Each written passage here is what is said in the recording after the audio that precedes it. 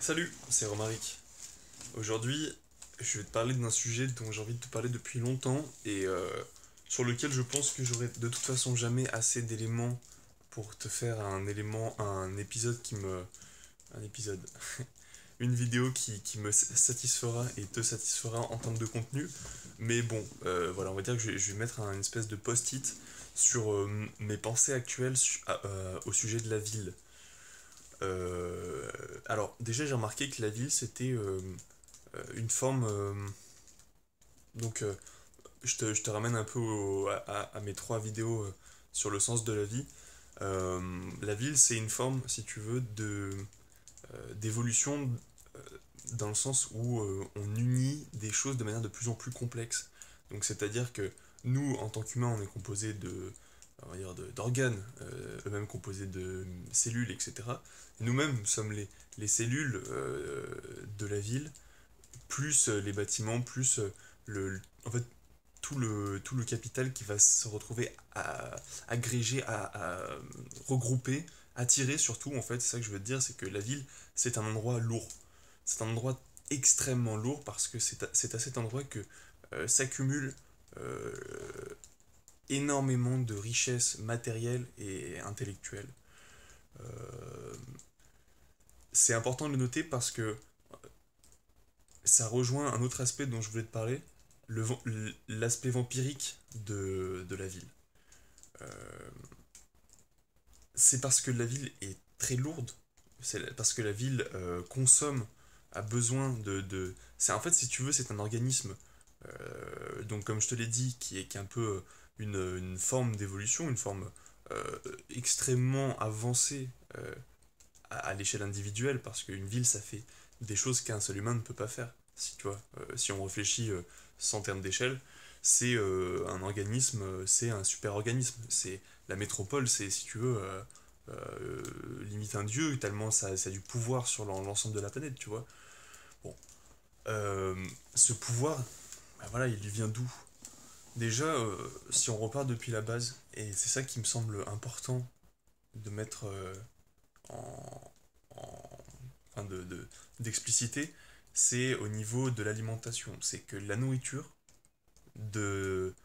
consommée par la ville n'est pas produite par elle-même, elle est obligée de l'importer depuis euh, un espèce de rayon autour d'elle. Alors ça peut prendre des proportions immenses, comme pour nourrir Paris, je suppose que il faut toute la région qui va jusqu'à la Manche, vers le centre de la France, tu vois, tellement c'est immense.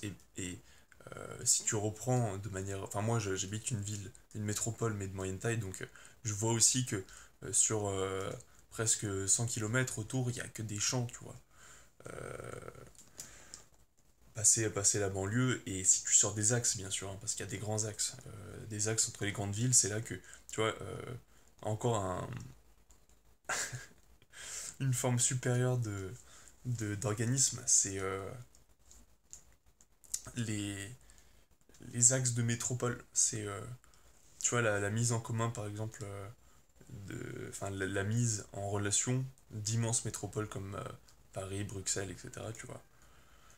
Ça crée, bah là, l'Europe a un pouvoir immense aussi, bien supérieur à la plupart des pays. Voilà. C'est pour ça qu'il est important d'avoir la main mise dessus, tu vois, de se questionner. Moi perso, je sais pas comment ça fonctionne. Et ça m'intrigue, hein, parce que dans l'idée, je me vois déjà européen, il n'y a pas de problème. Mais il y a toujours cette ambivalence, tu vois, enfin, effectivement, enfin, quand tu prends du recul, tu te dis que il peut y avoir qu'un président aux ordres de l'Europe, parce que c'est fatalement ce qui va arriver. Notre identité française, il faut pas qu'elle soit politique, économique, visiblement, tu vois. Il faut que on la trouve, on la trouve autre part, euh, qu'elle se recrée, si tu veux. C'est pas, enfin pas recrée, mais elle continue à se renouveler. Hein. C'est pas, je te parle pas de ressortir tel Jeanne d'Arc, de sortir l'envahisseur, mais parce qu'il n'y a pas d'envahisseur. Mais c'est surtout qu'il faut continuer à exister, si on veut exister, voilà, On pourrait être une région européenne. En soi, pourquoi pas, tu vois, c'est comme le pays est un organisme qui va se fondre dans une union. Voilà. Bon, je m'éloigne un petit peu du sujet qui était la ville. Et l'aspect vampirique. Donc l'aspect vampirique au niveau nourriture, l'aspect vampirique aussi au niveau euh, humain. Parce que l'exode rural, c'est quelque chose qui s'est passé et qui apparemment commencerait à s'inverser. Euh, mais j'ai aucune source là-dessus, hein. J'ai dû entendre ça, alors je sais pas si c'est dans une source fiable ou pas, donc prends ça avec des pincettes. Mais en tout cas, c'est quelque chose qui a duré, je sais pas, peut-être des siècles où des campagnes ont été attirées de la main-d'œuvre et surtout, enfin, de la main-d'œuvre matérielle et intellectuelle. Et c'est un peu, comme je l'ai dit, une suite dans l'évolution parce que les humains sont attirés par la ville. En fait, les humains sont attirés par ce qui les éloigne le plus de leur solitude, tu vois. Si tu remarques, le, les télés, maintenant Internet, etc., on peut voir un côté très négatif, abrutissant, etc. Mais si ça marche aussi bien, c'est parce que, à ce moment, au moment où l'humain est connecté avec un médium partagé par des millions d'autres personnes, et ben ça le sort de sa solitude. Et à l'époque où ça existait pas, ben, où ça existait moins, c'est peut-être pour ça aussi que ça s'inverse, si ça s'inverse.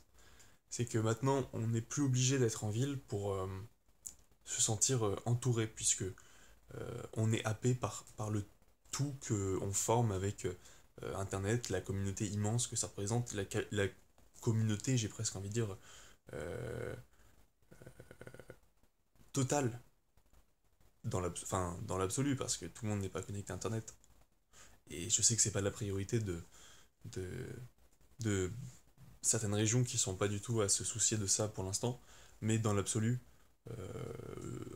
Internet c'est le moyen de se sortir tous de notre solitude, de se sentir faire partie de ce tout humain qui nous rapprocherait et dans lequel on accepterait de verser un peu notre ego, euh, nous permettant de dépasser certaines limites actuelles au niveau évolution, je veux dire. Voilà. Mais donc, pour en revenir à la ville, tu vois, ça a agglutiné, ça a drainé depuis les campagnes à l'époque où la population devait être un peu mieux répartie, un peu moins avec des pics, tu vois, parce que nous, on est vraiment extrêmement centralisé dans nos villes. C'est pour ça que à chaque fois qu'il y a un attentat, c'est un truc dramatique. Euh, alors que ça se passerait dans un petit village. Bon, c'est pas qu'on s'en battrait les couilles, mais déjà ça ferait moins de victimes. Alors que, bon, là ça se passe en plein milieu d'une ville, au milieu de potentiellement des centaines de milliers d'habitants, donc c'est impressionnant quoi. Euh, bon, bien sûr, tu vois où je veux en venir, il faut décentraliser la ville. Et en fait, il faudrait que la ville et ce qui ne forme pas la ville arrêtent de faire deux entités. Et c'est possible en fait. C'est possible parce que si nos. Je sais pas, si on s'organise bien, je pense qu'il y a moyen de. Avec les transports, si on met beaucoup de transports en commun à travers l'ensemble du territoire, tu vois, sans dénaturer la chose, en respectant. Tu vois, en faisant des axes limites souterrains ou sous des espèces de tubes pour éviter d'endommager la faune et la flore.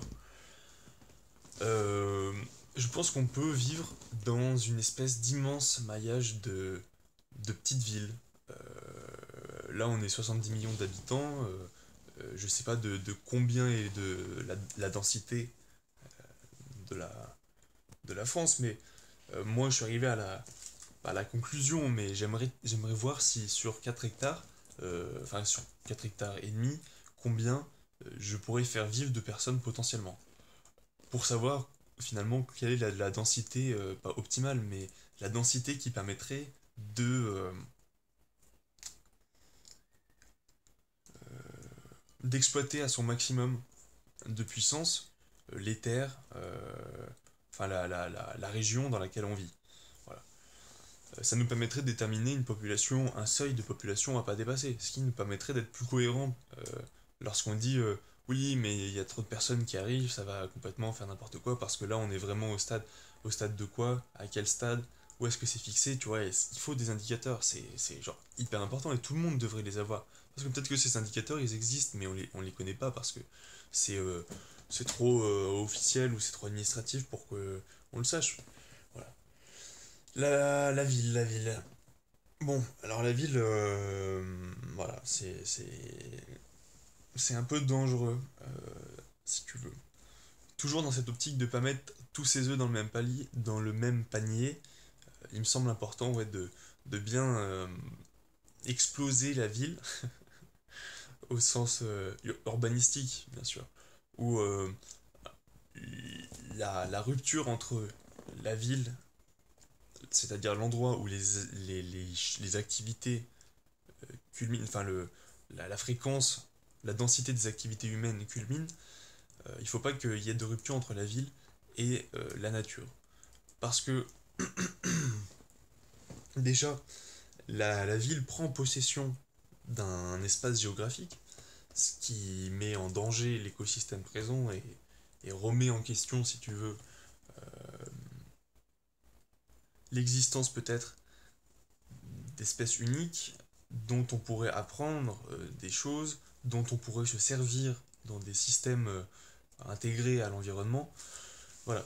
La ville, il faut qu'elle arrête de croître, si tu veux, n'importe où. Il faut qu'elle aille dans les endroits disponibles, c'est-à-dire des endroits génériques, des endroits peu euh, où il y a peu de niches, enfin des niches très standards en fait.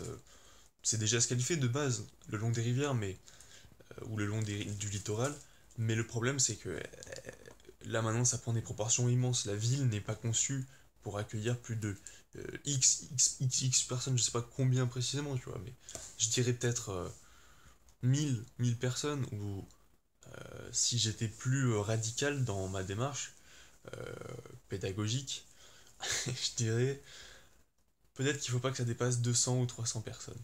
Et que voilà, on ferait des communautés de 200-300 personnes, avec bien sûr des endroits mutualisés entre communautés, avec des communautés bien sûr qui tourneraient beaucoup. Hein. Faut pas, on vivrait pas toute sa vie dans la même communauté, et quand bien même on vivrait toute sa vie dans la même communauté, on n'y passerait pas tous ses jours, puisque on aurait plein de choses à voir à travers le monde, et on serait accueilli très facilement par ce système de transport en commun. Mais on aurait quand même, oui, des lieux mutualisés, des usines par exemple, pour tout ce qui est industrie, gros, pardon, haute technologie. Et puis aussi, pour justement le mélange, ce qu'on aimait dans la ville, c'est l'aspect culturel, c'est l'endroit où il se passe des choses à tous les niveaux. Pas que au niveau alimentaire, pas que au niveau industriel, il se passe des choses culturelles, il se passe des choses politiques, il se passe des choses... bref, il se passe plein de choses. Mais ces choses doivent du coup pas être réservées parce qu'elles sont excluantes. Je sais pas si ça se dit, mais euh, en mettant tout, en fait, si tu veux, en ville, c'est... On va essayer de... euh, à l'époque, on construisait des murs autour des villes. Hein.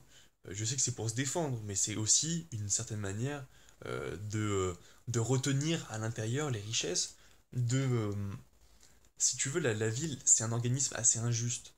Euh, bon, bien sûr, il y a des exemples qui peuvent contredire, mais il y a des choses qui font que la ville n'est pas complètement négative, puisque elle permet, par exemple, euh, à des collectivités locales d'avoir une tête, de s'étendre depuis son centre. Mais bon, je vais faire une pause parce que c'est le temps imparti arrive.